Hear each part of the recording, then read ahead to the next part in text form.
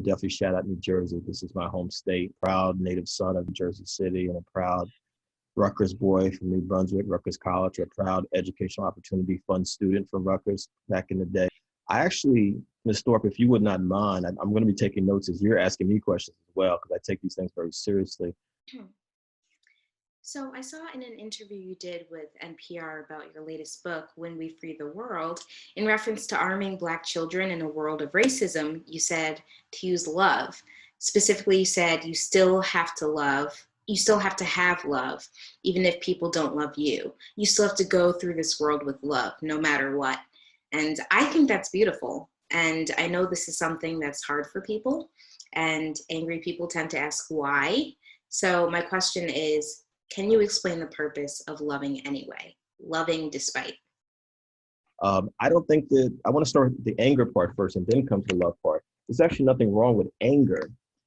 Anger is a natural emotion. If we go back and read James Baldwin's book, one of our great writers, read one of his books, The Fire Next Time. He talks about rage, and he actually has said many times that, when he was alive, if we are not in a state of rage at any form of oppression, racism, sexism, classism, homophobia, transphobia, ageism, anti-immigrant sentiments, I see Ms. Peters there who does work with the prison system. If we're not angry at the prison industrial complex, there's something wrong with us, I believe. If we don't have any level of rage or outrage at what's happening, if we're not angry at the fact that one of our congressional members, AOC, had to go on Instagram last night live with over 100,000 people and talk about how she feared for her life on January 6th as those folks created that rebellion, that insurrection, that riot in Washington, D.C.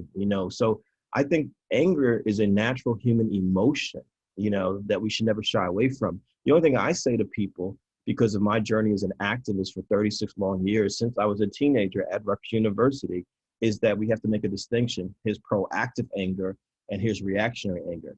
Proactive anger builds an organization, institution that serves the community. The work that Ms. Peters does, the work that the NAACP does, the work that many of you all do in the communities, you build something. You build and create something, organizations, institutions, businesses, ideas, bodies of work, books, films, whatever it may be, that actually empowers and helps people to move along and hopefully away from or in opposition to oppression.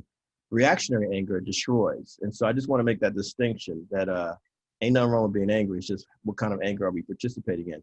And then with love, I come from the same school of thought as James Baldwin with that as well, as Nelson Mandela, as Dr. King. I don't think as an activist, as a leader, you can do this work if you don't, one, love yourself. Love yourself. And so I was also speaking about myself. Look, y'all, I'm gonna be really honest about it. I'm a first generation college student. My mother had an 8th grade education. She migrated from South Carolina to New Jersey in the 1960s. That's where I was born, in Jersey City, New Jersey. I was in the first generation of kids going to integrated schools. And guess what? K through 12, because my mother did not tolerate bad grades, because she kept saying to me from the time I was 3 or 4 years old, you're gonna go to college, you're gonna go to college, you're gonna go to college. My mother also felt that the schools that I had to go to, the so-called best schools, quote unquote, in Jersey City, which means I obviously learned nothing about what it was to be a Black person, an African person, K through 12. I learned that Black people were slaves. I learned that Rosa Parks refused to give up her seat, but they didn't give you the totality of how amazing Rosa Parks was as a human being, even after the Montgomery bus boycott in 1955, 1956. And I learned that Dr. King had a dream, and then he was dead. I want us to think about this for a second. So how can you even love anyone else if you don't even love yourself, if you don't know yourself? And so for me, I understand when I talk about love, that we need to move through the world with love. I'm actually starting with myself. I had to fall in love. I had to move from self-hatred, profound self-hatred. I wrote a poem that y'all can see on Good Morning America's website for Cicely Tyson. It's called For Cicely Tyson. And I talk about what she represented, as a Black woman, as a dark-skinned Black woman, like my mother, a dark-skinned Black woman. And we know that no matter what your complexion is, no matter what your nose, your lips, your hips, your body type, your hair, any of it, every single one of us is beautiful, period. But the educational system, the mass media culture teaches people, if you're not white, if you don't have certain kind of European features, then you are ugly. And so love starts with self. And it ain't just Black folks I'm talking about either. There's Latinx folks, there's Asian folks, there's Native American folks. It's even white folks. Because of Black Lives Matter, so many white folks have asked me around the country, what do I do? I said, you need to learn who you are.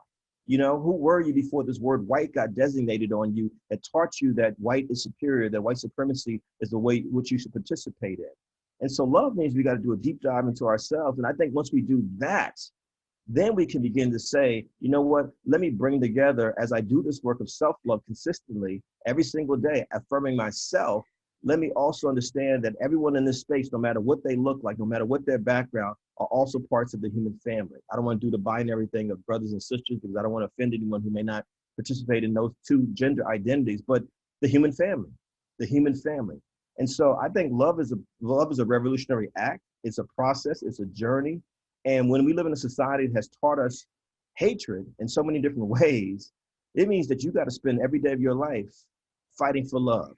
There's a reason why Dr. King kept talking about love to the very end of his life, because he understood, you know, he's actually in the minority, just like Jesus, if any of y'all are Christians, was in the minority talking about peace and love, because what was dominant was hatred. And so, yeah, we got to practice love, because why would I want to be Miss Thorpe and everyone else there? Why would I want to be like what I say I'm against? That's all I got to say there. Why would I want to be like what I say I'm opposed to? Right. And can I ask you, what do you envision for America in both your most ideal and realistic world? In other words, what are your realistic hopes for this country? I don't separate the two, ma'am. With all due respect, Ms. Thorpe, I think, you know, we have a right to say, here's the world that we want to see. You know, I would like to see a world where everyone has, as I said in a poem I wrote years ago, an opportunity to have an opportunity. I think it was ridiculous that I was born and raised into what we call an inner city or a ghetto in Jersey City, New Jersey. I think it was ridiculous that my mother and I had to live in rat and roach infested tenements, one after another, with corrupt land persons, landlords, as they used to call them. I think it's ridiculous that sometimes we had hot water, sometimes we didn't have hot water. I think it's ridiculous, you know, that sometimes we had heat, sometimes we did not have heat. I think it's ridiculous that, you know, we basically had to depend on the government. My mother raised me with welfare, food stamps, government cheese. And I just, you know, poverty is a form of violence. Poverty is a form of violence. You know what I mean? To this day, even though I am now college educated and I've written 14 books, I've been to all 50 states in this country, 5 of the 7 continents, I own my own business. I've been blessed by God, our ancestors, the universe, and most importantly, my mama. Because without Black mothers, like my mother, I wouldn't even be sitting here talking to y'all right now. I'm so clear about that, right? So I don't separate what I want to see from what I think is really going to happen, because I feel like my life is proof of it and everyone here is proof of it. In my poem for Cicely Tyson, I'm talking about Black women. I said that Black women are miracle chocolate goddesses. Black women are miracle chocolate goddesses. That actually could apply to all of us, no matter what our gender identity is. Because when you think about what we've been through, 1619 to 2021, you know, the slavery, you know, for 246 years, but another 100 years of segregation and all stuff we've had to deal with the last 50, 60 years, you know, the fact that some of us could even exist the way we do is a miracle. Let's not be real. Let's be real about this, you know? And so we exist because someone said something is possible. My mama, let's bring it back to her. She had the same eighth grade education, Mr. Johnson. August Wilson had an 8th grade education. Malcolm X had an 8th grade education. Richard Wright, one of my favorite writers, also had her 8th grade education. My mama, Richard Wright, August Wilson, and Malcolm X all had 8th grade educations. Look at what they were able to do. Look what Malcolm became. Look what August Wilson became. Look what Richard Wright became. And look at the fact that my mother was able to produce a son against all odds that has committed his life to his community. So I don't have the luxury of separating the two, Ms. Thorpe and everyone else. I'm proof that anything is possible if you just believe that it is possible. Because I'm riding on the backs of, imagine if Harriet Tubman said it's not possible to be free. Imagine if Frederick Douglass said it was not possible to be free. You know what I mean? And so whenever I have any doubts about it, Ms. Thorpe and everyone else, because it is Black History Month, I dig back into the crates of Black history, which is really American history, because you can't separate the two. And I say, let me think about Harriet Tubman and Ida B. Wells and Faneuil Hamer. and Ella Baker, and all these folks who made something out of nothing. Let me dig into the crates of hip hop, the culture that I grew up in, the dominant culture for young people over the last 50 years nearly, where they took two turntables, a microphone, spray paint, create graffiti and dancing and music, all of it. And these were poor people, poor African Americans, poor West Indians, and poor Latinx people in New York City who created a culture out of nothing. They were the same poor people that Dr. King was telling us not to forget at the end of his life when he was organizing the Poor People's Campaign. It was poor people who created this culture called hip hop that has empowered multiple generations of young people, including me, And so I have a responsibility to know that anything is possible, just based on everything I just said. Anything's possible. Otherwise, why would I wake up every single day? Why would I wake up? I have to have hope. I have to, even when it's bleak. And last year, I'm gonna keep it real with y'all, keep it 1,000 with y'all, keep it a buck with y'all. 2020, not even counting COVID, was absolutely the worst year of my life, straight up. But what kept me going was remembering the stories of my mother, my grandmother, my grandparents, my ancestors, all the way back to Africa. Thinking of the stories of people in the South and the Caribbean, all over this world. I'm like, if they could do it, then I can get through this. That's beautiful. That's amazing. Very good point. Thank you. You mentioned the way you grew up, growing up poor. And so I'm interested in your take on this. An ongoing issue that we've seen for so long in the Black community here is poverty. And as the way I see it, a lot of people of color and not of color have become desensitized to it, as if it's something that can't change, which you just so kindly said, anything is possible. So do you think there's a way to revive people's sensitivity to Black poverty in particular? It's interesting. That's great questions, Ms. Thorpe, by the way. A few years ago, my then wife, and sadly I'm divorced now, that's one of the things that happened to me in 2020. If any of y'all have love in your lives, hold on to your love, please, please. It was very difficult to go through that. But a few years ago, when we were still married, my ex-wife and I went to Atlanta, Georgia, and we made it a point to go to the home of Dr. King, where he was born and raised. And one of the things I thought about is that Dr. King was born into the Black middle class, or the Black elite of Atlanta, Georgia.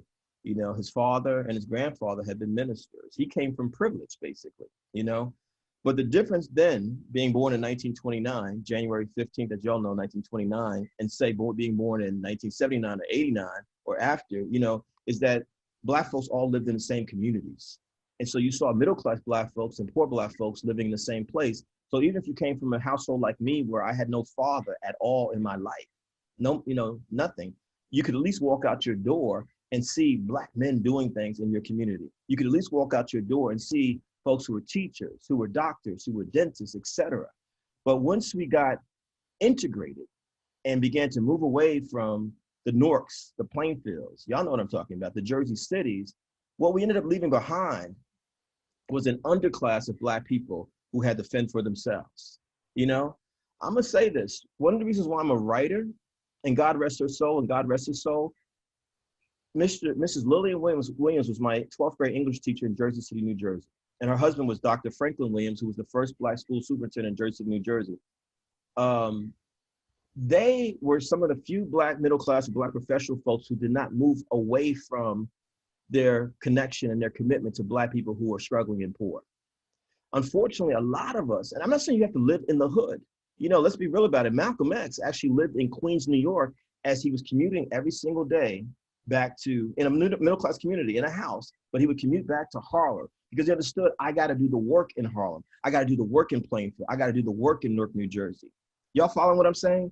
But unfortunately, a lot of us not only move physically away from poor Black folks, but we also move mentally and spiritually away.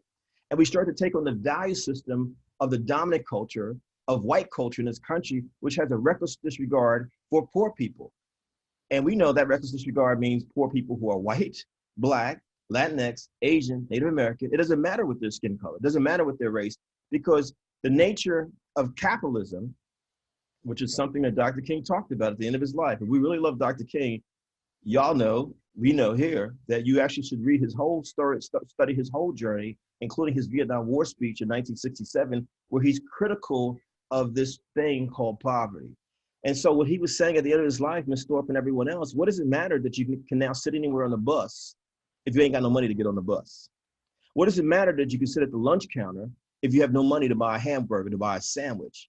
And so for me, as I've moved between being poor and being middle-class professional, I've listened to the way people talk, white folks, Black folks, Latinx folks, Asian folks, Native American folks, about working class people.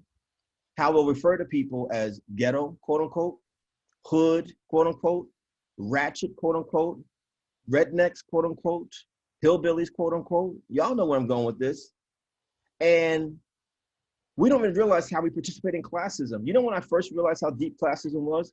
Rutgers University, where the parties on campus charged one price if you had a student ID and another price if you were coming from the inside, out from the community, New Brunswick, the surrounding community. You know what classism is as well? How many of us who were students at the school would not speak to the bus drivers at Rutgers University, or the secretary's assistants, or the security guards, or the people who were cleaning the dorms, or the people who actually served us food in the meal in a cafeteria. Y'all know what I'm talking about. Or how people would refer to the people in New Brunswick as townies, or the locals, or natives. And so poverty is not going to be fixed if we don't actually have real programs in place like what I had growing up in Jersey City, which is PAL, which was those summer jobs. Remember CETA summer jobs, y'all, in Jersey, CETA, remember that?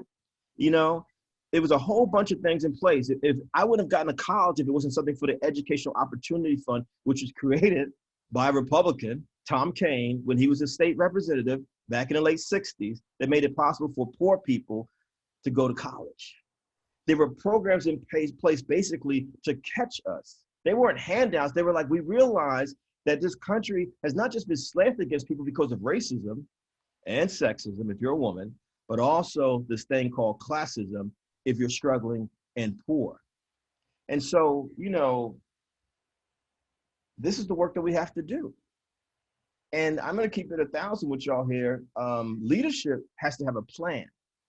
You know what I mean? And part of the problem why a lot of folks are struggling is because there's no plan in many of our communities around the country.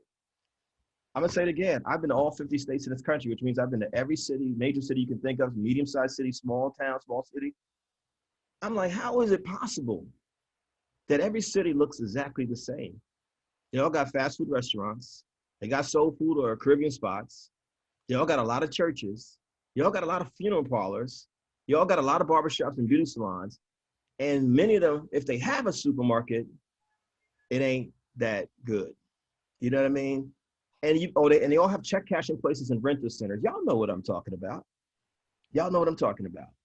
And so poverty is intentional because we know it actually exploits the people in those communities. And most of the dollars are flying out of the communities to someone else. And so that's the work that we have to do. This is the work that Nipsey Hussle. You want to see leadership? What Nipsey Hussle was doing in Los Angeles before he was tragically killed. That's what I'm talking about. How do you keep the resources in the community and actually help train from the bottom up? What is there? Because the talent is there in our communities. But what are we doing with the talent, particularly with our younger people? Because a lot of us have just abandoned young people. We've so focused on their hairstyles, tattoos, piercings, the music they listen to.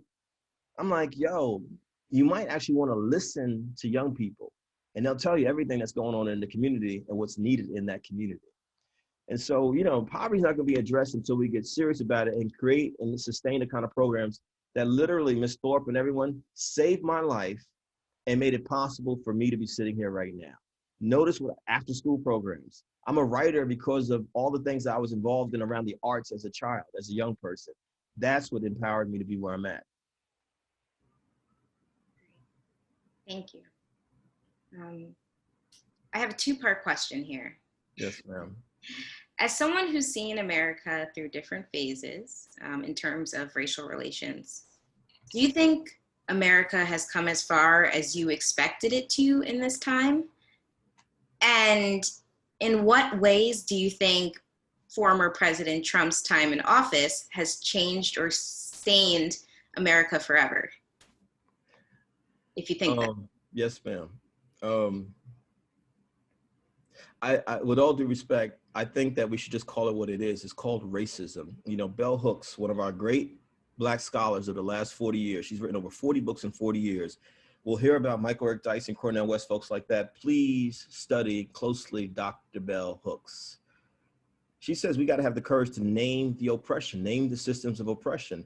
We'll say things. When I was at Rutgers, I'll bring it back to my college years because that's when I first became woke, as we say now. Back then we used to say conscious. We used to hear things like racial tension, or race relations, but it's actually a system of racism. It's a system of racism. It's a system of racism.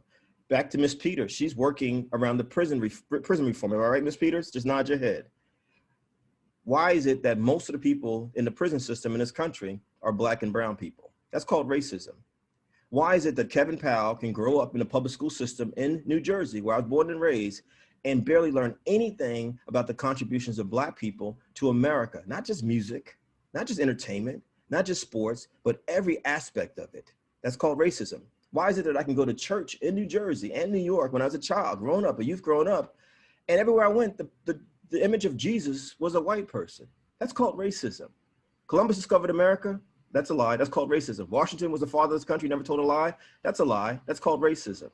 You know what I mean? Lincoln freed the slaves. Well, that's a lie too. That's called racism. He was actually vacillating back and forth, back to Dr. King. He referred to Abraham Lincoln at the end of his life as the great vacillator.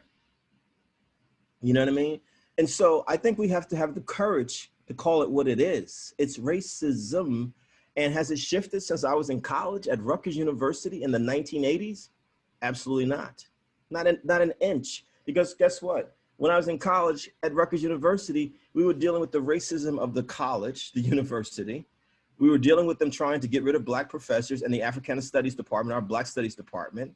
We were fighting for budgets just to put on Black History Month programs. They disrespected the Black fraternities and sororities. I'm a proud member of Alpha Phi Alpha Fraternity Incorporated. And it's almost like we lived in our own separate universe as Black students at Rutgers University. That's called racism. You know what I mean? And then on top of that, as Black students, we had to be full-time students, and we also had to fight racism every single day. I mean, no, it hasn't shifted. I think one of the things that we've done, Ms. Thorpe, is that because Donald Trump was the most abusive example of it, we somehow believe that he was worse than everyone else before him. Well, what do you call the first 15 presidents of the United States who all owned slaves? What do you call the first 35 presidents of the United States, right through Lyndon Baines Johnson, and including John Kennedy, that oversaw a country that was segregated legally? So Donald Trump is the 45th president, and so what have we seen between 35 and 45? Well, in the 1970s, I saw heroin drop into my community in Jersey City. In the 1980s, I saw crack cocaine drop into my communities in the 1980s. I saw AIDS drop into my communities in the 1980s. And I said, wow, when COVID exploded last year, I said, this reminds me exactly of the 1980s, where no one seemed to care about crack and AIDS affecting my communities disproportionately, just like COVID disproportionately affects my communities. Are y'all following me out there? And so when we say, has things shifted? Have things gotten better? For me individually, yes. Yes, but I don't see the world through my own individual eyes. I'm working for an entire nation of people. Y'all feel what I'm saying? I don't have this perspective where it's just about my own individual success. It's like, I'm not doing well if my community's not doing well. You know what I mean? And I'm clear that racism, let me tell y'all, George Floyd and Breonna Taylor last year, I can take you to Eleanor Bumpurs, Howard Beach, Bensonhurst back in the 1980s. Same difference. Black people being killed just because they're Black. The only difference between then and now, we got video of it. We got social media to talk about it. That's the only difference. I literally just a couple of days ago had a white brother I've known for almost 30 years say to me, when you used to talk about racism back in the 1990s, Kevin Powell, I just didn't believe you. I thought you were making things up. And then he said to me, well, because of these videos, now I understand. That's even racism, y'all. When white brothers and sisters have ignored what Black people have been saying since 1619, all the way up into the 2000s, the 2000 teens, and it took video, social media, for them to say, oh, these Black folks are not making it up. Well, all I got to do is go online to the Library of Congress website and look at photos of Black people being hung from trees, which is no different than someone being videotaped for 8 minutes and 46 seconds, kneeling to death. George Floyd in Minnesota, as he's screaming out for his Black mother, mama, mama, mama. So we need to be clear. It's racism. It's not racial tensions. It's not race relations. We did not create this. The onus is not a Black problem. It's not a Latinx problem. It's not an Asian American problem. It's not a Native American problem.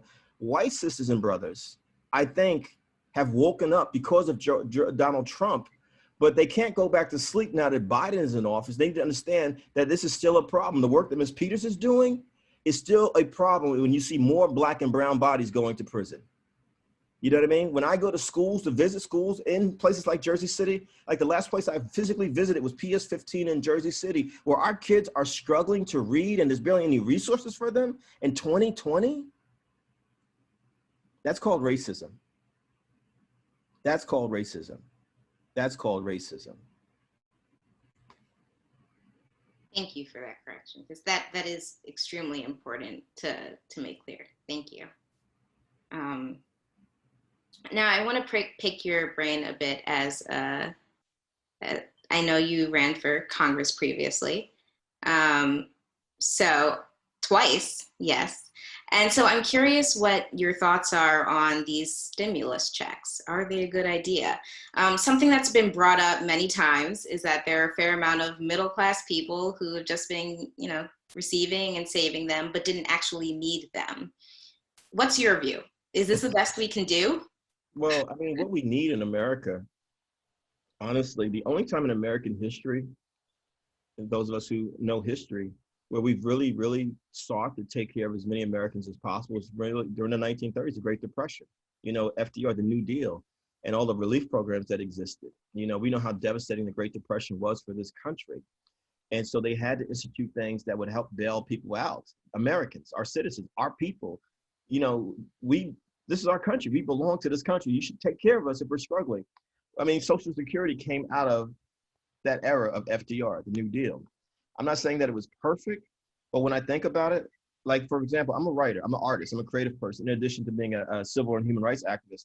I can't tell you how many of my friends who are singers, rappers, dancers, visual artists, all kinds of art forms who are suffering or have been having to hustle on social media just to make a living since COVID hit, because they can't go anywhere, they can't perform anywhere, they can't do anything. We know back in the 1930s, there were programs that were instituted that actually paid artists to create art.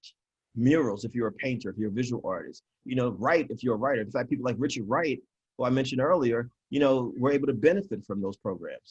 Ralph Ellison, who wrote Invisible Man and other works, were able to benefit from the programs. And I think there's something wrong with any society if they don't take care of their own people. If we don't take care of our own people, I think it's not even about being a Democrat or Republican. It's not about, being a liberal or conservative. The question that I put out there now more than ever for us as Americans or people who live in this country, where is your sense of humanity for all people, no matter where they are? And if someone is suffering, if they're homeless, if they're struggling, if they don't have anything to eat, do you care? Even if you don't have, even if COVID didn't exist, I can't tell you how many times I've seen people in New York City, where I've lived for 30 years now, literally just walk by homeless people without even acknowledging they exist. And so, we know the Trump administration, to your point, Ms. Thorpe, it was a disaster. He was never an effective leader. Trump has never been a leader. He got into the White House on racism, white supremacy.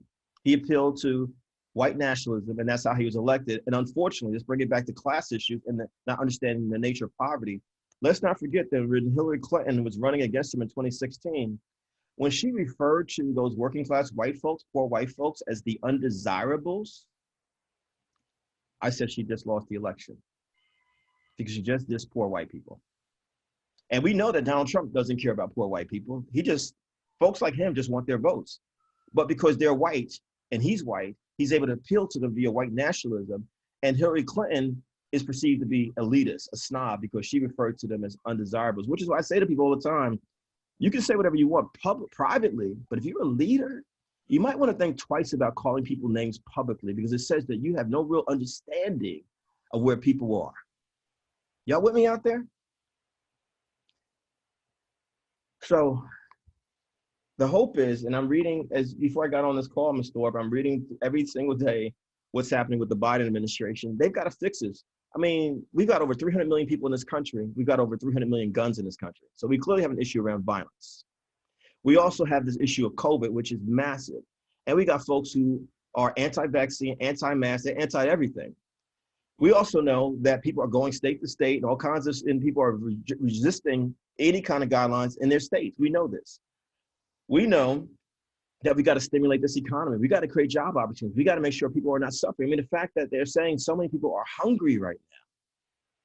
We've got a massive undertaking, and we also still have to figure out how do we move along where the Senate is 50-50. Ms. Vice President Kamala Harris is the deciding vote, but will these Republicans who oftentimes have displayed, and this is why I keep saying to y'all, it's not just Trump, the same kind of divisiveness, anyone who's older like I am know what I'm talking about, the Reagan years were horrific, horrific, horrific. They barely got anything done at all for the American people. In fact, one of the things they responded to so late was the AIDS crisis as it devastated communities around the country. And so the only way this is going to shift, we the people, us, no matter what our backgrounds, we've got to not only vote consistently, we got to vote consistently, but we also got to make our voices heard in New Jersey, in New York, wherever we are around the country. This is what we need. I'm going to tell y'all, people can say whatever they want about Black Lives Matter last year, but the protests around the country actually opened up conversations that hadn't existed in years and moved some needles that I hadn't seen move in years. Protests does matter, but it can't be by itself. We also need to be effective leaders who know what we're talking about. And I'm also saying this to the younger people on the call right now. When I was at Rutgers University between the ages of 18 and 22, y'all, I read everything I could get my hands on about the history of the NAACP, Urban League, SCLC, the Civil Rights Movement, the Garvey Movement, Booker T. Washington, everything that I could, Du Bois, whatever, you name it. We said, if we're going to be leaders, we got to know our history. We got to know what we're talking about. I see elders on this call right now. We had to sit down at the feet of elders and listen. What was it like in the 50s? What was it like in the 60s, 70s, 80s, whatever it was? And then we as younger people, Brother Pender, Sister Thorpe, myself, you take what the history gives us, you take what the elders give us, and you remix it for 2021. You know what I'm saying? And understand that, you know what, the political space is just one space that we need to deal with, you know, because the reality is even if we get the stimulus checks right, we still got to deal with issues of poverty, violence, you know, education, you know, that has disproportionately, I mean, it's been terrible. And back to Ms. Peters, you know, the prison system, which is sucking our people out of our communities. So there's a range of things. So the question becomes, and I hope we get to it, like what would an agenda, a progressive agenda look like? I actually like to talk about that at the end of this conversation, because I have some ideas about that. Well, please, I am ready to hear that. I don't want to take up everyone else's time for questions, so you have to go there first. I prefer to hear from people that I can jump in. Okay, great. All right, so I'm going to open up the floor to any questions. How about we do a raising hand system here?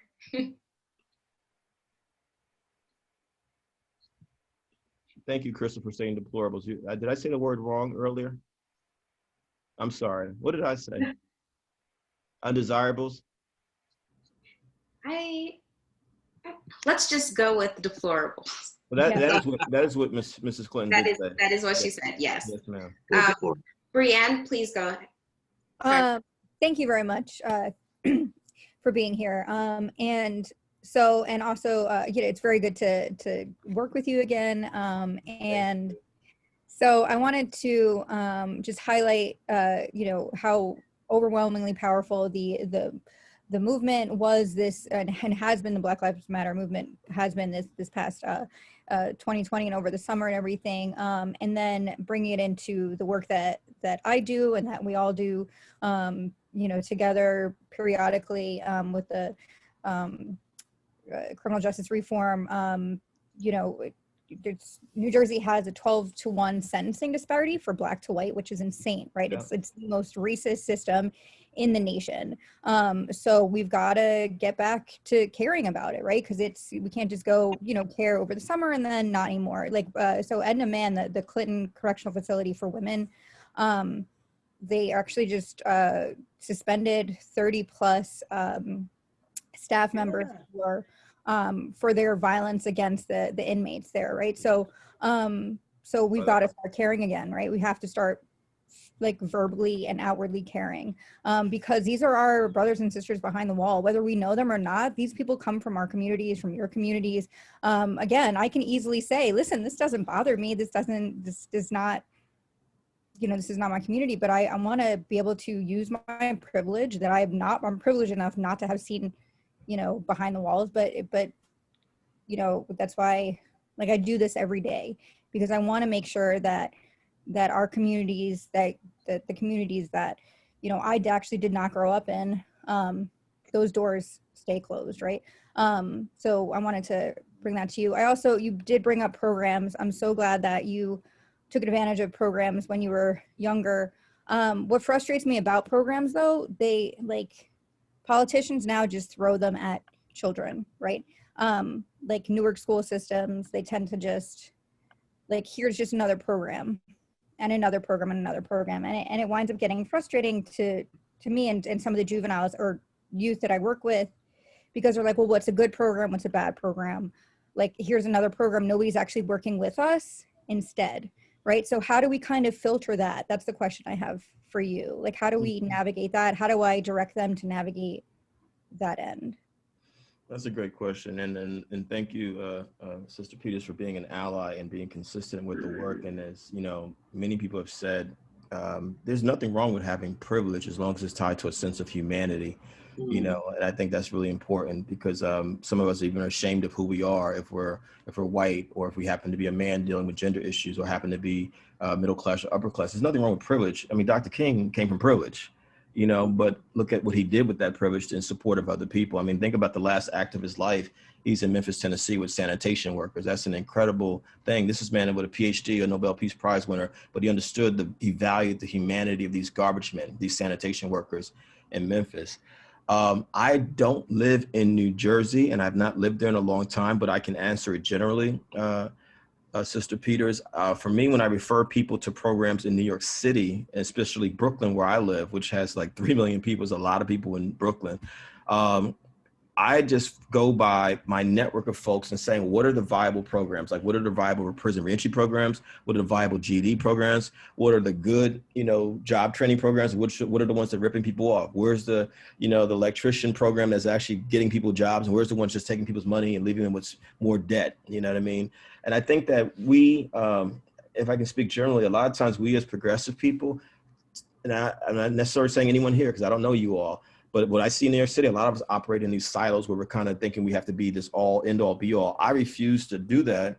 I literally have here in my iPhone a vast list of people that cover a wide range of things, where if someone says, Kev, after school program, Kev, summer program, Kev, this program, I'm able to pivot quickly and say, here's where they can go. You know what I mean? Based on, I know these folks are legit. They really care about the community, and they're consistent in their relationship with the community.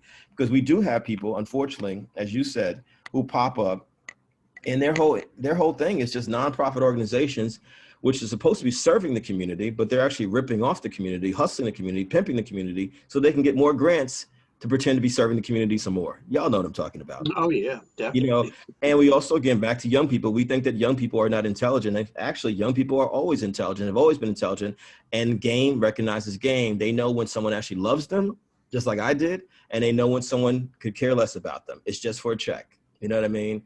And so I think that, you know, I want to encourage, and I'm not saying, I don't know what you do, Ms. Peters, but I want to encourage more of us as progressive people who really care, who are truly woke and really committed. And we see this as a marathon, as Nipsey Hussle said. This is not a sprint, this is a marathon. Like, how many of y'all, just by show of hands, this is your work for the rest of your life? The community. No matter how young or how old you are, it's about the community. Yeah. Then we all here need to say, do we all know each other? And what is our sphere of influence from North to Central Jersey, if that's where y'all are covering, North to Central Jersey? Are there any South Jersey folks here? Is it mostly North and Central Jersey? Okay. Do we all know each other? You know? Yeah. And do we actually say to each other, okay, who's doing the work? Who's doing the faith-based work that's legit that we need to be connected to? Who's doing the political education work? Who's doing the leadership training work? Who's doing the work around financial literacy? Who's doing the work around mental health and mental health resources? Who's doing the work around our physical health? Like, what are the programs that are in place? Because this is kind of leading to the agenda that I was talking about. I believe there's 6 areas, Ms. Peters and everyone else there, that our communities really desperately need. Spiritually, that ain't got nothing to do with organized religion. I ain't talking about that. I'm a Christian. I believe in God. But if you're Muslim, if you're Jewish or atheist, agnostic, you have that right as well. Whatever you believe in. When I say spirituality, it means that my life is committed to serving other people and uplifting people. And I realize that all our souls are connected, whether we want to see that or not. I feel that. Mm-hmm. Who are the people out there doing that work? You know, or are we connected to folks that are churches, masjids, synagogues, etc., that close their doors to people? Like I saw Joel Osteen do with his church in Houston when that hurricane hit Houston a couple of years ago. Yeah. No, they can't come here. Imagine that. His church is big as a football stadium, a basketball arena, and they actually said at first, you can't come here. That's not an ally. And so what I'm getting at, who are our allies, or, you know, if you don't like the word allies, who are our networks that we can plug into? And I want to encourage us. My rule of thumb as an activist, I can't hang around people that are Generation X only. I got to be around Generation Y and Z, but also civil rights baby boomers, because I feel like if I'm only rolling with people in my circle, I'm never going to grow my network. Does that make sense, y'all? Mm-hmm. I'm not going to, every year I make sure I add new people to my circle in New York City, in New Jersey, the 2 states that I connect to the most, and also around the country, because I'm always thinking like, what can I do next to serve my community better? You know? And I don't know if that's answering your question, Ms. Peters and everyone, but that's what I do, because rather than put the onus on the people that are not doing the work, I'm like, maybe I need to dig deeper and find the people who actually are doing the legitimate work out there. Like, what are the legitimate GED programs? You know what I'm saying? I have information for all that stuff. If you came to me and said, Kev, I need this, this, and this for Brooklyn, New York, trust me, I got you covered. Because I don't play that. I've been here 30 years in New York. I'm like, I need to know the people who are really about the work, because other folks are a waste of time. And if there's new people coming in, I immediately reach out to them, like, how can we be connected as well? So. No, thank you very much. That does answer it. We're actually doing that right now with the on a statewide scale for reentry, but obviously that spans to all underserved populations. I love it. And as you know what you may think of too, and please, my email is kevin@kevinpowell.net. This is for everyone, kevin@kevinpowell.net. I thought that was me. You could also find me on social media. But I also think it's important, like what I also do is talk with folks in other states. If you were talking, Ms. Peters, I'm thinking about my friend Lori Lee, who's in New Hampshire, who does similar prison reentry work. And it's just, I also like, well, what are the practices out there that we can compare notes? You know, me in New Jersey to New Hampshire to Michigan to California, you know, because I think that's, and I'm sure you do that already. I'm sure you do, because you sound like a powerful leader. But that is important.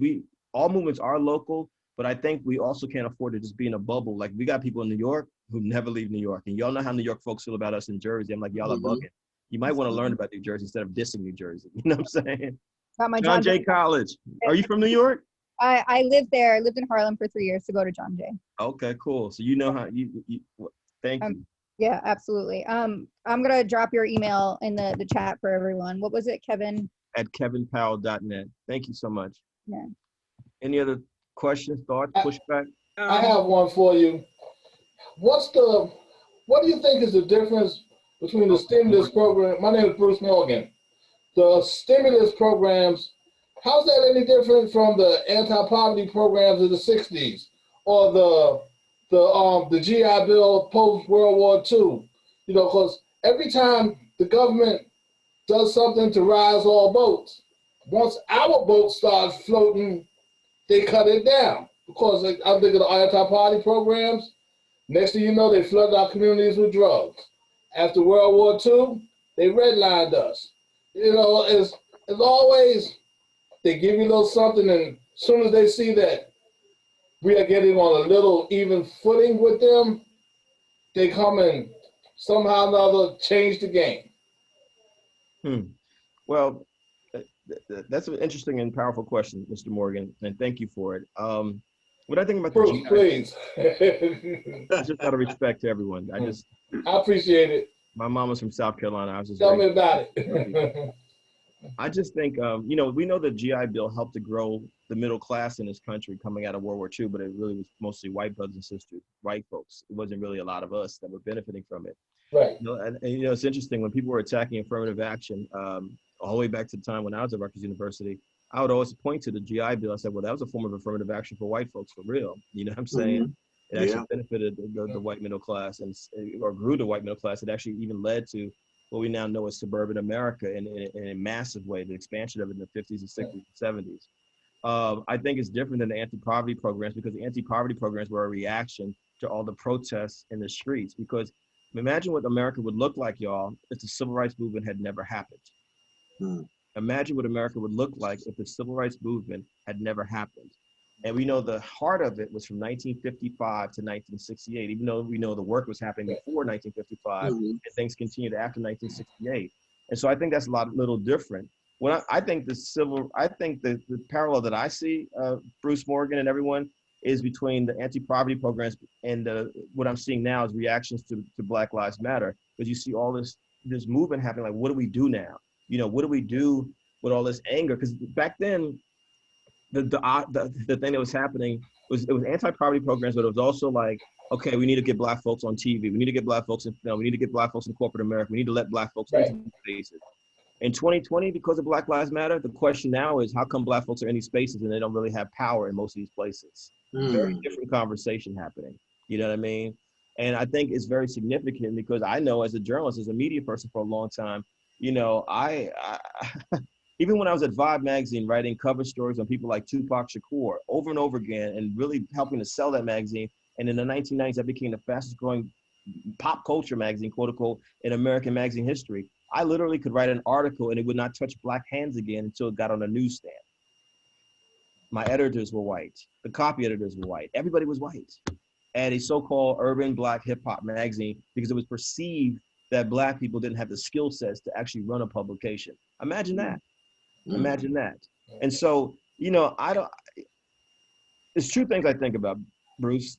I think that there's the work that we have to do against the system of oppression that you're describing, the one that dropped drugs, as you said, quote unquote, into our communities, where there's police brutality, where there's redlining, where we're treated a certain kind of way with the banks, all of that kind of stuff. That's one thing. And then the other part of it is, what is the work that we're doing with ourselves, with each other, inside of our communities, in spite of what's happening out there? Just like 100 years ago, in spite of the lynching, what are we doing with our communities to make sure that we got our thing together? Like, what is our plan? You know, I can speak for myself. Let me just say this really quickly. You know, I can't criticize, I can't talk, I don't want to sit here and say, look at diabetes, look at high blood pressure, look at all the stuff that's going on. In my lifetime, y'all, I have drank liquor, smoked weed, all kinds of stuff. I have used my body as a garbage can. I'm sitting here drinking a green juice. I'm a vegan. I'm very health conscious. I go to a Black holistic doctor in New York City. I go to therapy because I also understand the years of trauma, what they've done to our people. I exercise, pray, meditate every single day. And guess what, y'all? I don't just talk it as a owner of a business that employs a lot of Black people in different ways and has a lot of vendors who are Black who work for me. But 90 to 95% of the businesses that I support, way before Black Lives Matter and all the list of Black businesses support came out, I support Black businesses. I'm like, I got to practice what I claim that I'm about. But you said earlier, pardon me? Earlier you mentioned something about racism is a white person's problem, or something to that effect. Because every time they come up with something, we somehow or another like get to get around it.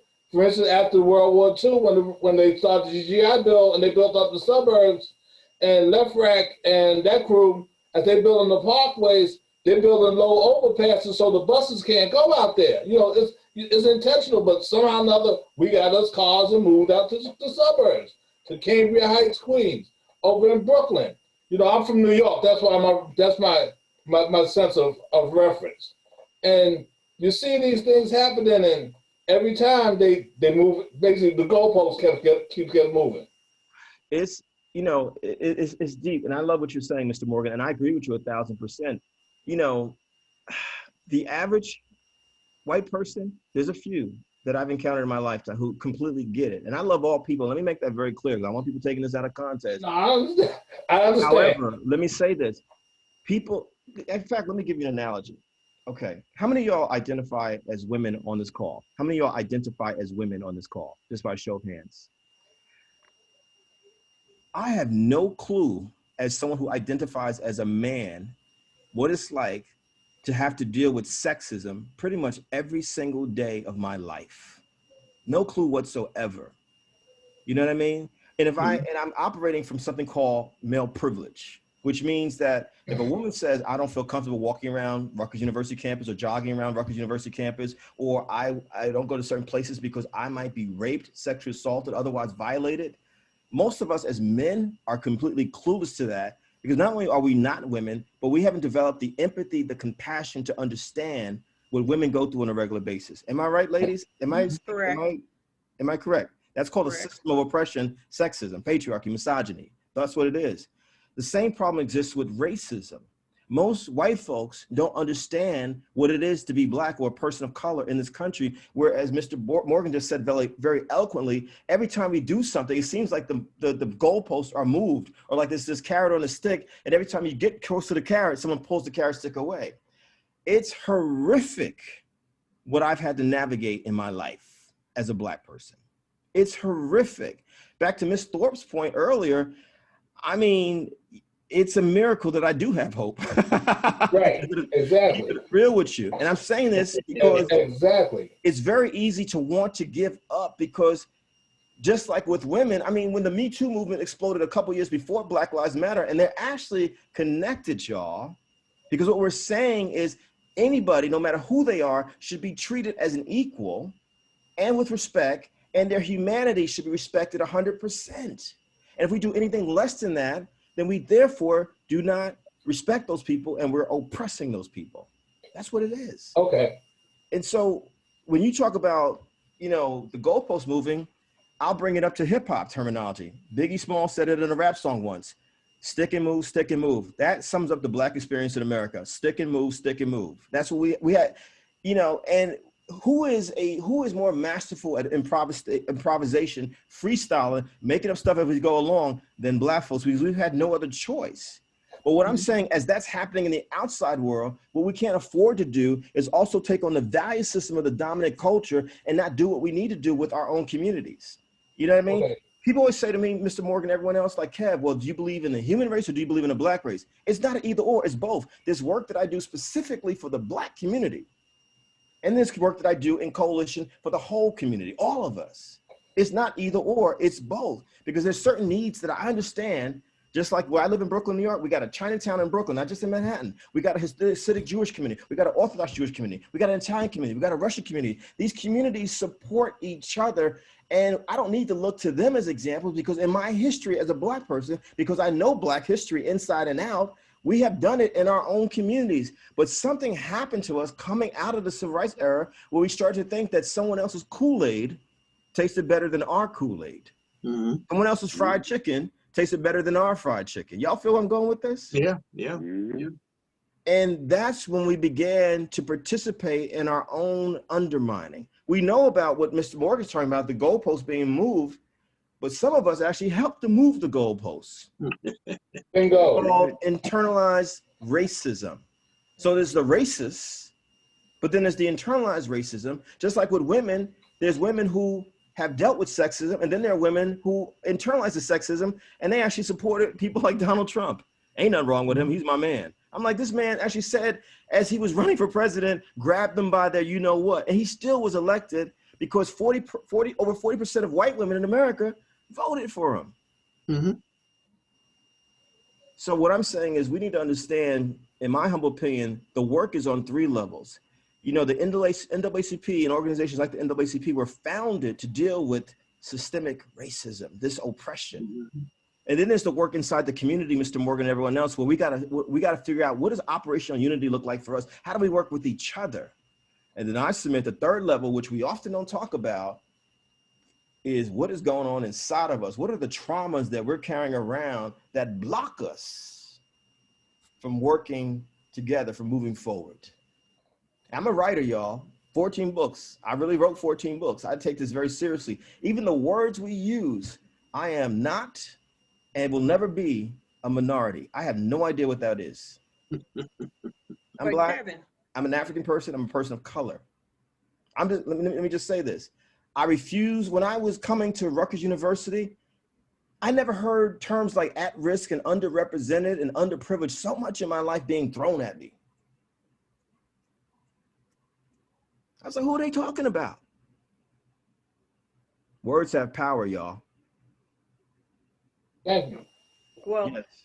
Kevin, I've noticed you, like, I think later in the 80s when you wrote your first books, I had a couple of books of yours. I thought you were outstanding there All at praises that due to particular God. time. All praises due to God. 1993 is my first book.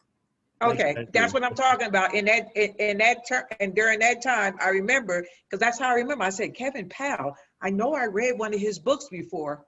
I'm a reading specialist, so my thing is reading, and my thing is education. Where my problem is, and it lies within the school system, because if you say you as a Black person is going to a better school, is that school really better that's 90% white?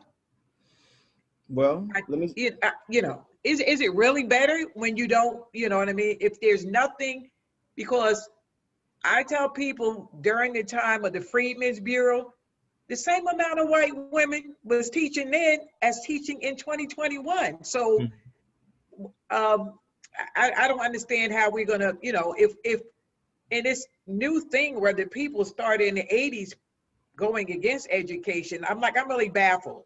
You know, you're younger than me, so I try to figure out where did it drop off at, because my grandmother and all of them told us we had to go to school, and James Brown said, don't be a dropout, don't be, all that was good, and then all of a sudden it just dropped off. Like, well, I mean, because back to Mr. Morgan's point, what is your full name? Joyce Ship Freeman. Joyce Ship Freeman. I'm your alpha sister. Oh, AK. Hey, Sora. I think that what Mr. Morgan said is very real. I mean, we were overwhelmed by heroin and drugs in the 70s, like heroin and crack, and the AIDS epidemic in the 80s. I mean, these things devastated our communities, not just poor folks. A lot of middle class folks were affected by it as well. We know this, and I just think that we still are dealing with the residual effects of it. I think about the fact that after Rutgers, I worked at a place called the Leaguers Incorporated in Newark, New Jersey. Some of y'all may know I'm talking about, a social service agency, and they had a Head Start program. And I literally was there right in the middle of the crack epidemic. And I always think about those kids that I was working with who were 3 and 4 years old, who were the first wave of so-called quote unquote crack babies. I mean, I think that what ended up happening, ma'am, Ms. Joyce, is that one, again, if you don't have people around you as examples of why education matters, because again, our community got split asunder, you're not going to value it. You're going to think, you know what, I just got to do what I got to do. A lot of my friends like Kev, I mean, and I'm sure, Ms. Peters, you've encountered this with the work you do around prison reform. Many folks are saying, I had to do what I had to do for economic reasons. I had to hustle. I had to take the streets. I had no other choice. A lot of times what I see with black men around the country is either sports, be a rapper, or DJ, something in hip hop, entertainment, or you hustling. Because we believe those are our only options, because a lot of times the people who are writers, doctors, dentists in a lot of our communities never come back to the communities. I mean, I make it a point to go to schools on a regular basis. I remember when I went to a school with one of my books, The Education of Kevin Powell, which is my autobiography about growing up in New Jersey. And Black boys and Latinx boys and Black boys actually said to me, they were 7th and 8th graders reading on a 3rd grade level, y'all. The teachers had to read to them parts of my book. That's how low their levels were. You know what they said to me? We thought you were dead because we didn't know that people like you actually were alive and wrote books. And guess how many teachers I had who looked like me from kindergarten to the 12th grade, Miss Joyce and everyone, Black men, 0. You know what I'm saying? And so there's a couple things. I think one, our children need to have teachers who look like them from preschool, Head Start, K through 12. I think that if you are, no matter what kind of teacher you are in terms of your ethnic or racial background, however you identify yourself or your identities, you should not be teaching in Plainfield or Newark or Jersey City or anywhere else if you're not culturally competent. If you don't actually know about the history and the lives of these children, of these young people. Because if you don't know about them, then you're going to start saying crazy stuff to them, which was said to me and my mother when I was in the 4th grade. We need to put him in special education because I refuse to sit there with my hands folded. I'm not a white child. I'm not going to do that. I'm a Black boy who expresses himself with his hands. And I want to have I know who I am culturally. How am I going to go from a black church? I went to church in Newark, New Jersey, y'all, a Pentecostal church where we were screaming through the rafters. And then you want me to sit in church like in class like this? Nah, son, that ain't happening. You know what I mean? That's not happening.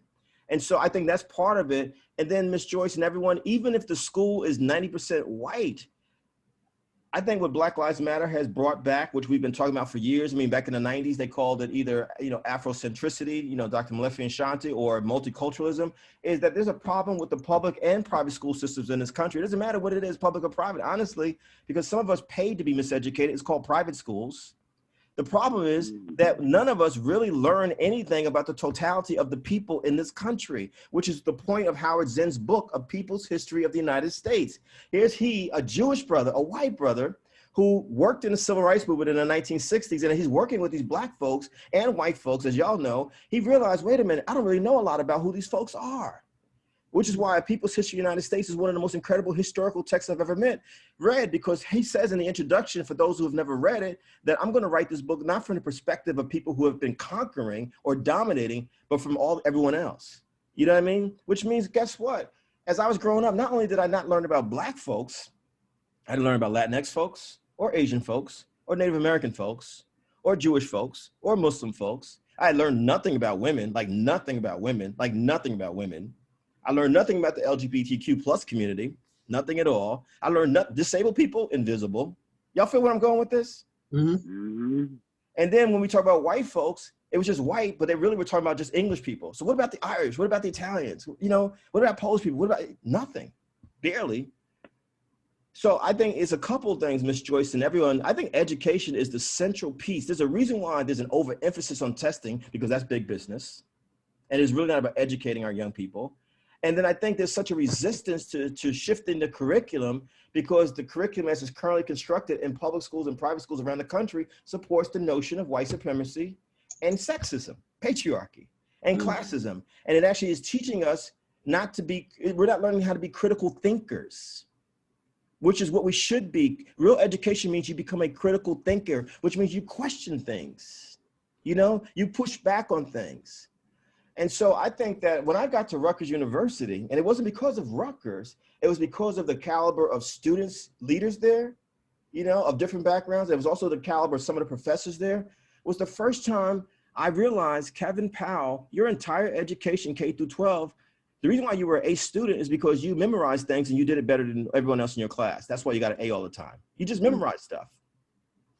That's not an education, And so I think that's part of it. Then we have to ask ourselves, Ms. Joyce and everyone else, is this some new phenomenon, or has this always been the case where education has been denied to people, and except in a few places? There's a reason why HBCUs, I love the memes that are floating around social media about Kamala Harris, about Stacey Abrams, about Keisha Lance Bottoms in Atlanta, the mayor of Atlanta, Georgia, about all these black folks who are in leadership positions who went to HBCUs. I love Rutgers University. Let me make it clear. I just got 2 hoodies in the mail yesterday. I represent Rutgers hard, RU all day, you know what I'm saying? But I also know that my friends that went to Howard, Spelman, Morehouse, all these historically black college universities, Cheney, Lincoln, they got a different perspective on what is possible, because they didn't have to spend every day of their college career fighting racism nonstop. Yeah. Anyone else? I'm good. If y'all are good, I just have a quick question, Kevin. This is Roberto Sayers. Hey. I appreciate everything you say, and there's a lot I can go on with this. But my question is a 2-part. One is what we don't do. How do we collaborate? Like all of us here, this should be our network. There are a few people on here that I know we have the contact information. We collaborate. Like you, someone need something, I know who to reach. How do we improve that? I go to Newark a lot also, and I met with someone in Newark, and I said, how can we, a politician, I'm involved in politics a lot. I said, how can we collaborate to help, African Americans and people get into these jobs? And the person said to me, write me a letter asking me to do this. And I work for the state. And I said to that person, I said, why it is that we ask our folks, write me a letter when I know for a fact that with the Caucasian community, you pick up the phone and say, listen, as an example, I know, Julia, you have a commissioner job coming up. I would like for her to be considered. And she get the job. And this happened in county and different town in the entire Jersey. It happens all over. Why we demand from each other this? Is it a lack of trust or what it is that oh, give me something in writing and to prove yourself? It's like, Well, you should know that by now. You raise an interesting point. I mean, and I may sound like a broken record, but I'm always going to come back to the system of racism. It's taught us very well. Most of us, unfortunately, far too many of us to hate ourselves, which means if you hate yourself, you don't like people who look like you, you're not going to trust people who look like you. And then sometimes you'll make excuses for why you don't want to deal with people who look like you. And you're more than likely to take on the value system of the other community that's basically been dominating and controlling your community. And so I practice, Mr. Sayers and everyone here, what I call the 3 C's as well. The first C is context. What is the context of this behavior with my people? Specifically, we're talking about Black folks for a second. It's all in history. We don't have, Marcus Garvey talked about it, Malcolm X talked about it, Ella Baker talked about it, Ida B. Wells talked about it. It's all there. Think about the fact that we can go to this island that one half is Haiti and one half is the Dominican Republic, yet, there's this tension. Or think about any of us were growing up in New York, New Jersey back in the day, y'all know what I'm talking about. African Americans and white West Indians fighting each other. I'm like, look at the insanity of this. We all were on slave ships, we just got dropped off in different places. You know what I'm saying? Or when I was at Vibe magazine back in the 90s, I literally was in the middle of Tupac, Biggie, Suge and Diddy, East Coast, West Coast. It was insanity. We don't own either coast. Or when you see people in one project in Plainfield and another project in Plainfield fighting each other, or in Newark, or in Jersey City, it's all called, what Malcolm X, our brother, talked about, a slave mentality, which is born of systemic racism. Because again, unless we have broken away from that mindset, we're going to participate and perpetuate it. It doesn't matter if you're poor, if you're middle class, if you're upper class. It doesn't matter if you work in politics in corporate America, if you're on the block. It doesn't matter. You know what I mean? It's a thorough brainwashing that we've been washed in. And in spite of everything we've been through, the Garvey movement, the Civil Rights movement, even Black Lives Matter, there's still many of us who participate in that. And so that's the context. Then the second C is what I call compassion. Because, I think, Mr. Sayers, and I say this with all due respect to all of us, let's be careful of sweeping generalizations, because I know that there's at least 40 million people of African descent in America. I also know that I haven't met all 40 million people of African descent in America, which means I don't know all 40 million Black people in America. Not everyone's African American. Many folks are from the Caribbean or from Africa as well. But I'm just talking about Black folks in general. And so if we say, well, all these Black folks this, or all these white folks that, or all these Latinx, we're actually participating in sweeping generalizations of people, which has been done to us. And that's where you begin to realize, wait a minute, where's the love at in this? Where's the compassion here? And I think we got to be careful of that. Again, to Mr. Morgan's point, where's Mr. Bruce Morgan? There he is. He talked about how the goalpost is constantly moved. I would say that to be Black in America from 1619 until the present, and let me be very clear. I'm only using 1619 because of, the marker that people like to use, but Ivan Van Sertima, the great scholar from Guyana, South America, great Caribbean scholar, they came before Columbus. We already know that. Well documented, you know what I'm saying? But, we have constantly been targeted in so many different ways. It's like being in a constant state of war. It's just a soldier who went to Rutgers with me back in the day used to say, it's a perpetual state of war. It's difficult to navigate. I mean, do y'all realize that what Stacey Abrams and her team accomplished in Georgia was a miracle? She lost that election in 2018 because of obvious racism and voter suppression, but she didn't give up. They just said, we got to get back up and keep going. I wrote a cover story on Stacey Abrams. Y'all should look up for the Washington Post magazine last May, 2020. And I purposely wrote it in a way where we detailed the whole history of how she became who she is. It's her family, her parents, her mother and father were always on the front lines fighting, and they understood we can't give up, even if they keep Mr. Morgan moving the goalposts, even if as I'm working, there are Black folks who are asking me to do ridiculous stuff. Call my assistant. Even though you went to kindergarten with them, can you just call my assistant? You know what I mean? Can you make an appointment? I'm like, You know, if I went to Rutgers with you. Can you just can you make an appointment with me, please, Kevin? I'm like, but we went to Rutgers together, yo. You were in my fraternity, yo. I can't even tell you the kind of stuff I've had said to me by my own people. But I always say to myself, this is a clear example of self-hatred and a slave mentality right here. You know what I mean? Kevin? Yes, sir. Yeah, Kevin, one of the things I want to add to the question Roberto presented to you is that I used to work in major with major corporations, and we had these titles, you know, managers, directors, and we couldn't even pick our own secretary. And you know, so a lot of times we get embarrassed when people say to us, "Hey, can you hire someone that we know, a referral?" You know, we rather than tell the truth and say, "Hey, look, man, you know, all I can do is order the toner in the copier machine, even though I do have that title." That's a great point. You know, which brings me to the last C. So there's context, there's compassion, and even the compassion. And it's hard, is to Mr. Johnson's point, we have to be honest with each other, because we're not going to have compassion for each other if you're pretending to be something that you're not. Yeah. You know, and what Mr. Johnson said, I've had so many Black folks admit to me, look, I may be this title in corporate America or in politics, but I really don't have a lot of influence. I'm just sorry, Kevin, there's nothing I can do. Then I'm good. Just tell me the truth. I'm not going to blow your way back, because one thing I don't do any longer, Mr. Sears, Mr. Johnson, everyone, I do not blow a Black folks spot publicly. I just don't do that, because I think that perpetuates white supremacy. You know what I mean? The last C is challenge, challenge, challenge. And this is not just for Black folks, this is for all of us. Anyone who's progressive, what's the context of what's going on? Where's the compassion at? If you're doing this work, you have to have compassion for people. But then we do have to challenge. That was the point of Black Lives Matter. We got to challenge. We got to challenge this madness. You know, and it might mean that some of us have got to get some backbone in us. You know what I mean? And I've actually had to, Mr. Johnson and Mr. Sears, I've actually had to mentor people inside of certain corporate and political spaces privately, what we call the Underground Railroad, back to Harriet Tubman. Look, this is what you got to do. Here's the strategy you can employ.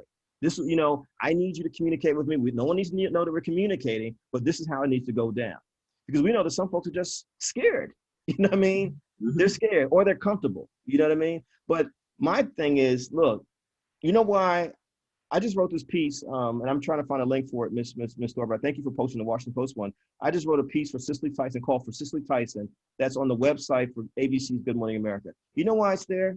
Because there are Black people in positions of power at ABC who made it happen, period. Specifically Black women,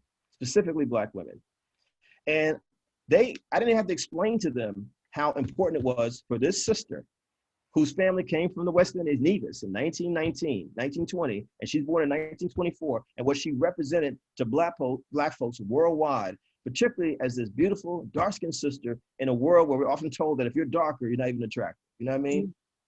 The piece got up because there was conversations that we had going back to when Black Lives Matter exploded, that we need to make sure that we're strategically talking with each other. You know what I'm saying? Everybody else does it, but a lot of us, you know, again, to your point, Mr. Sears, that mentality. But we have to remember where the mentality comes from, you know? And so at the end of the day, a lot of us will, and I'm not talking about you, Mr. Sears, but what I've heard a lot of us do, we will condemn Black folks hard, but we don't have anything to say about the system at all. I'm like, wow, okay, it's all Black folks' fault, all by ourselves? That's how it happened? We just did this to ourselves, you know? The system means that it's methodically doing something in education, in spiritual religious spaces, on TV, in film, in books, in magazines, over and over again, perpetuating an ideology that makes you feel that you're nothing, that you're inferior. Racism, sexism, homophobia, transphobia, classism, ableism. We can go on down the list. That's what systems do. And that's why people have existed, you know, like Helen Keller, you know, like James Baldwin, like Audre Lorde, like Dr. King, like Ella Baker, like Faneuil Hamer, because their position has been, we have to resist this that has told us that we are nothing. And unfortunately, some of the people who believe that we're nothing end up in those positions that Mr. Johnson and Mr. Sears are talking about, and they become gatekeepers, and they become worse than the people that we're fighting against. You know what I mean? But to the beginning of the program with Ms. Thorpe, you got to love them anyway, even if you're like, you know what, I can't deal with this Negro because this Negro is out of their mind, yo. You know what I mean? And then you have what I have for my own personal therapy, Mr. Sears, Mr. Johnson. I have my set of friends that I can talk to privately. And some of them are, most of them are Black, but some of them are white friends who are allies, real allies, like Sister Peters, where I can just say, man, can you believe how racism operates and what it does to us? This is insane what I'm dealing with right here. And you just curse and you let it out. Y'all know what I'm saying. And then you go back about your business so it doesn't drive you crazy. How many of y'all have felt like you're going crazy just fighting for your community? Yeah. You know what I'm talking about. It's deep, man. And it's all psychological warfare. You know, one of my favorite writers I discovered in college was a brother named George Orwell, white brother named, you know, reading 1984, reading Animal Farm. I'm like, here's the psychology of it all right here in these two books. Mm-hmm. It's all here. It's all here. You know what I mean? And so, you know, reading is critical, y'all. And I think, you know, for me, these kind of conversations are rich because they're safe spaces where we can just thank Miss Joyce and everyone. They help us to let us know that we're not crazy, that we actually are. To me, it doesn't matter if it's 20 people, 200 people. I've done speeches in front of 2 people, 2,000 people, 20,000 people. What matters is there's someone out there that I can connect with. You know, when I looked up Miss Thorpe and I said, look, here's a sister, a young sister doing her thing. And I'll say it right here. You know, I actually practice what I preach. If I can be helpful to you or Brother Pender or any of the other folks here, hit me up. You know what I mean? Hit me up because I practice what I preach. I'm not like, oh, Kevin's not here. Who did you say you are again? And what, I'm his assistant. And then you go to the intern, then you go to the third intern and the fourth. No, that's mad corny. But you know why I don't do that? Because that's not my value system. So I also think at the end of the day, Mr. Sears and Mr. Johnson, and I got that from you, Mr. Johnson, when we did a call last year. It's like our value system is back to Dr. King, a radical revolution of values. My value system is I love people. I love people. I love all people. I love all people. I don't care what your background is. If I can be supportive of you in some small way, even if it's just a conversation, I have a responsibility and an obligation to do that. But that's just me. Anyone else? First of all, yeah, anyone else? Any last question? Hi, Mr. Powell. Hey, Mr. Pender, because you call me Mr. Powell, I'll call you Mr. Pender. How about that? How are you? Thank you for your time. Thank you for talking to us. Thank you for your hair. I had hair like that in the 90s. It kind of disappears for some of us. No, I can't have that. Nah, man. So you talked about the 70s and the 80s a lot. And President Joe Biden actually started his national political influence in 1973 is when he first became senator in Delaware. That's right. With him being president now, I've heard before, leading up to the 2020 election, I've heard from Black people and Trump supporters themselves. Joe Biden was a racist back then, and his crime bill would have hurt the Black people all kinds of ways. How would you, I want to know your perspective on that. Do you think, I know he isn't responsible for change because the only way we can make change is from ourselves directly. But with him being where he is, do you think that's a step in the right direction? Do you think he was the best, or at least one of the best candidates from the Democratic Party to be present where he is now? How would you say, knowing his history and where he is now, how could we navigate where he is in a sense of moving forward from where we were, where he was in 1973? Well, that's a great question, sir. Wow. Thank you. This has been a really wonderful conversation. I really appreciate it. I'm learning a lot and thinking about a lot. I think that no one is immune from racism in this country and how it affects us, you know, in our thinking. And I definitely have paid attention. Like, I don't just, I'm not one of those blind voters. I go back and look up people's history. I look up laws that they supported. I look up things they've said, you know, and I definitely know about Mr. Biden and some of his behavior, not just around race, but also around gender, you know, the touchy-feely thing and not thinking anything about touching women inappropriately for a long time. It was interesting to me how the woman who came before last year was suppressed in a lot of ways by a lot of people, you know, because I think folks were so traumatized by Donald Trump, George W. Bush, Donald Trump. It's all the same, isn't it? You know what I mean? That I think people felt that Joe Biden was the only person that actually could defeat an older white man, was the only person that could defeat an older white man. And it could not be Bernie Sanders, because Bernie Sanders, in their minds, was too much. I mean, it was interesting to me when Bernie Sanders was leading in a delegate count, and all of a sudden it was like Joe Biden. You can read, I don't know what happened, but you know, you can use your imaginations with that one. I do believe that he probably was the only person that could actually beat Donald Trump. And I think that, you know, Biden understood that he had to have a diverse cabinet, which is what he's been doing. Although I'd like to see more black males actually present there. I think that he also understood he had to have a black woman as his VP, very much so. The article that Ms. Thorpe just posted from the Washington Post, I was hoping it would be Stacey Abrams, you know, but I also think, you know, Biden has had to realize that he would not have gotten into office. He admitted it when he won if it wasn't for black people, you know, black women and black men. And I certainly acknowledge 2020 was without question probably one of the most incredible years politically for black women in this country's history, without question, you know, in so many different ways, just showing the power of black women who have been, you know, very loyal to so many different people. You know what I'm saying? I say that to say, Mr. Pender and everyone, I think that I believe in three things. You notice that I try to, because of the era we're in with social media and sound bites and stuff, this is the last thing I'll throw out there. No, K-N-O-W, vote, V-O-T-E, organize. No, vote, organize. What do I mean? If you go back to the 1960s civil rights movement, and there's a reason, Mr. Pender, why I keep going back to that, because as Malcolm X said, my hero, one of my heroes, history is a people's memory. And without it, we're demoted to the lower animals. History is a people's memory. And without it, we're demoted to the lower animals. So, Mr. Pender, you're a leader. 1964, Civil Rights Bill got passed. 1965, Voting Rights Act got passed. That's political stuff. And why did those acts get passed? Because people were out in the streets, at least from 1955 up into that period, nonstop. You know, we're excited about Black Lives Matter, what it did, but let's keep in mind, y'all, Black Lives Matter has been around since 2012, 2013, but it really exploded in a way we could not have imagined last year, which is only about 7-8 months ago. The civil rights movement, the heart of it was 1955 to 1968. Think about that for a second. That's 13 years of nonstop, 13 years. Elders in the room know what I'm talking about. You know what I mean? And so that led to that Civil Rights Bill and that Voting Rights Act, because it put pressure on the United States government from mostly Black folks and our white allies who were like, enough of this. Enough of treating these people as second-class citizens, denying them the right to vote, not treating them like, you know, any of that stuff. But Mr. Pender and everyone, the question begs itself, what did Dr. King do the last 3 years of his life? What did those folks do? What did he do? 65 to 68. Well, in 1966, he moved to the west side of Chicago in the hood to start talking about economic justice issues, poverty, back to that. 1967, he became one of the first national leaders of note to come out against the Vietnam War.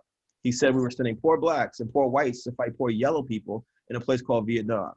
In that same Vietnam War speech, he called America the greatest purveyor of violence in the world. That's Dr. King's words, those are not my words. He also said in that speech, we were moving from being a people-oriented society, America, to a thing-oriented society. Now think about that for a second. That's 1967. He used the term computer in that speech. Here I am now with my iPhone. Everyone's probably got a phone of some sort, an Android or iPhone. Literally, our lives are inside this thing. And we spend more time on this thing than anything else. He said that in 67. We were moving from a people-oriented society to things. Things are more important than people. And of course, what he said also, which I said earlier, we need a radical revolution of values. What I'm getting at, Mr. Pender, is if we only focus on the political part of it, voting, the politics part of it, and we leave out no, K-N-O-W, as in, do we know current events inside and out? Like, I pride myself in all the apps I have here. I got Democracy Now!, NPR, CNN, MSNBC, and Fox News Channel, and the other right-wing stuff. But I also got ESPN. I got the pop culture stuff. I got the hip-hop stuff, because I'm like, I have to be a voracious reader, a voracious learner, because if I'm going to do programs like this, I need to know how to connect these dots. But I also need to know history, which is why I got to listen to Mr. Sayers and Ms. Joyce and Mr. Johnson and anyone else who's come before me. And I got to read, and study, and travel. Because if I don't know stuff, then I'm going to think voting is the only thing that I can do to change anything. No, then you vote consistently, because my mama raised me to vote in every single election. From the time I turned 18, you got to register to vote. Most of us in New York City, where I live, and I know it's not that different from New Jersey, we're lucky if 20 to 30% of us actually vote in the mayoral election come June. Think about that for a second.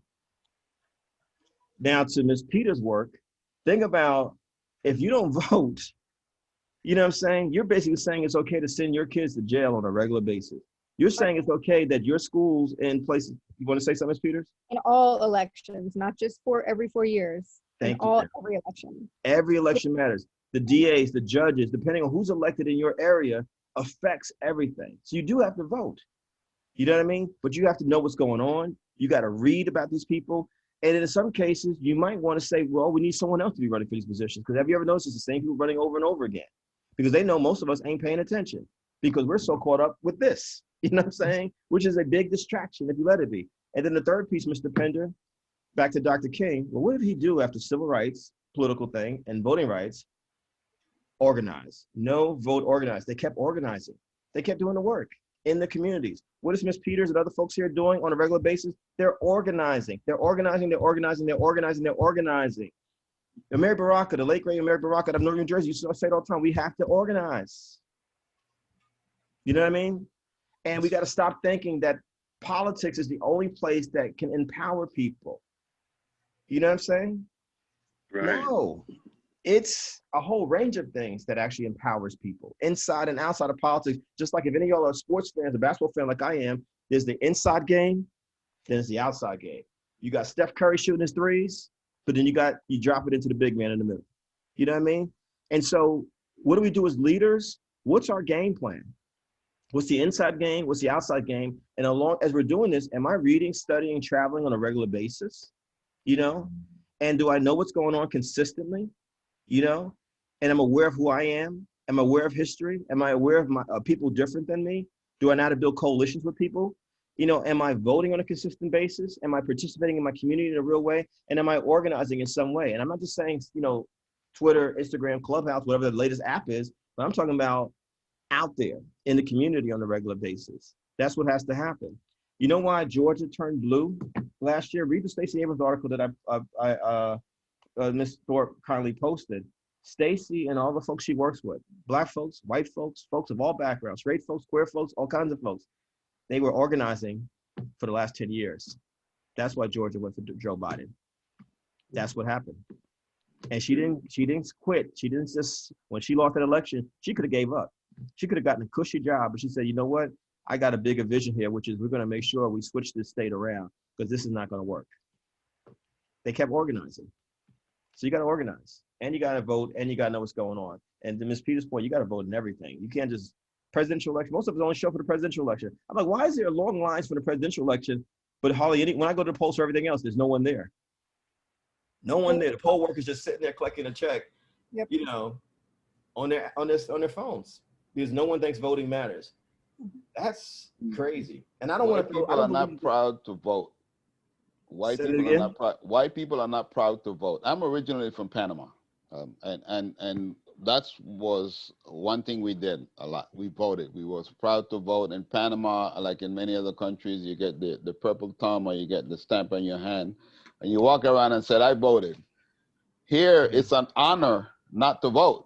It's crazy. It's like, why? And a lot of times our voting is in reaction to something. Like we all, you know, let's be honest about it, y'all. If we're going to bring it, you know, if there's any mental health experts out there, you know what I'm talking about. The 4 years with Donald Trump was a dysfunctional, abusive, traumatic relationship. That's why people came out in record numbers. That's why there was early voting in record numbers. But, you know, do we realize, one, he's not going to be stopped from running for president again in 2024. And someone like him could emerge again in 2024. And then here we go all over again. And you know, Ms. Thorpe asked the question, like, you know, what have I seen? What I've seen since I was a teenager back in the 80s is we keep doing the same stuff over and over again because we can't build a sustained movement. I'm going to leave y'all with this. Ronald Reagan got elected president in 1980, and literally the right wing in this country has basically controlled the conversations in this country since 1980, 81. Even when Democrats were in the presidency, including Clinton and Obama, because they were thinking about how outside of Obamacare and a few other things, most of the stuff Barack wanted to do or trying to do, it was blocked by the Republicans. Y'all know what I'm talking about. You know what I mean? Mm-hmm. And so if we're not knowing what's going on, if we're not voting on a consistent basis the way they are, and if we're not organizing and working in coalitions with each other, because what we really need in America Ms. Thorpe and everyone, is a progressive, multicultural, multi-generational movement that brings all these different things together. You know what I mean? I am an environmentalist. I am a Black person. I work with people who are all different races and cultures. I'm pro-choice. I'm pro-immigrant rights. I'm pro-marriage equality. You know what I mean? I had to educate myself on all these different things and say, Kev, how can you say that you're anti-oppression, then you turn around and hate on or oppress other people? How can you work together with people? You know, because we understand if you don't do that, this slither of white nationalists in this country will continue to take this country down the drain, Mr. Pender. That's what's happening. You know what I mean? And they will get right back into the White House in 2024 if we fall asleep again, because we're now happy that Biden and Kamala Harris are there. No, we got to keep the pressure on and say, this is what we need. This is what we want for our communities, because the country really has been, whew, this has been hell. What we've been through. We're still in it with COVID. So, Kevin, but I have hope. I know Lois has a question. Yeah, I was going to say, if you have a minute, I'm sorry, Lois, that I didn't see you. Apparently you had your hand raised forever. That's quite all right. Sorry, Miss Lois, sorry. That's okay. But I just because I really listen a lot. Mr. Powell, when I saw that you were speaking, I wondered why your name was very familiar. And that's because I listen to NPR a lot, and I would always hear Kevin Powell. Wow. So I've heard you when you've talked about, the 3 C's of the context, compassion, and the challenge. I've heard you talked about how words matter, and how words have meaning. And so, in going through what we are going through in this moment in time, I take the words of, the dominant, whoever we're characterizing as dominant. Other words that I'm hearing are accountability. The fact that at this point, we're asking for more than just, acknowledgement. We want acknowledgement accompanied by accountability. So I guess I just want to say thank you very much. I've listened. I think even my question was answered in the process of all the questions. I think maybe as winding up, I want to hear what you wanted to say about what the progressive movement, or what your version or your iteration of the progressive movement at this particular time. Thank you. It's interesting. And where's your family originally from, Ms. Kahagi? Kenya. I will visit one day. I cannot wait to visit one day. I've been to Africa, but I haven't welcome. been to Africa.